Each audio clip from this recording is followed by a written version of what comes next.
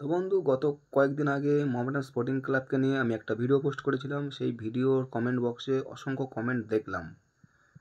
বাংলার অপর দুই প্রধানের সমর্থক ইস্টবেঙ্গল এবং মোহনবাগান, তারাও চাইছে যে মোহামেডান স্পোর্টিং আইএসএল খেলুক। এটা একটা ভালো দিক। খেলার মাঠে খেলার লড়াইটা থাকুক, মাঠের বাইরে সম্পর্কটা ভাই ভাই থাকুক। বাংলা তথা ভারতীয় ফুটবলের স্বার্থে সবাই চায় যে মোহামেডান স্পোর্টিং আইএসএলে খেলুক। এটা কিন্তু সবাই আমরা মনে প্রাণে চাই। তো কমেন্ট যারা যারা করেছেন আমি স্ক্রিনশটটা দেখাচ্ছি। সত্যি খুব ভালো লাগছে এই ধরনের কমেন্ট করার জন্য। তো আমরা চাইবো যে মোহামেডান স্পোর্টিং আগামী সিজনে আইএসএল খেলুক এবং দক্ষতার সঙ্গে খেলুক। এই মুহূর্তে মোহামেডান স্পোর্টিং কিন্তু আই লিগের টপ র্যাঙ্কে অবস্থান করছে। আর বাকি 7টা ম্যাচ, যদিও কঠিন দুটো ম্যাচ তারা কিন্তু জিতেছে, কিন্তু সমস্ত ম্যাচ জিতে তারা আইএসএল খেলবে এই আশা আমরা রাখি।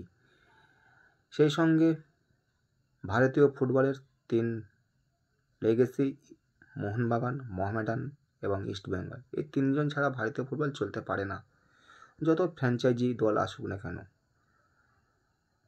আর তোমরা অবশ্যই কমেন্ট করো ভারতীয় ফুটবলের উন্নতির জন্য কী কী দরকার, এই 3টে ক্লাবের ভূমিকা কতটা থাকা দরকার।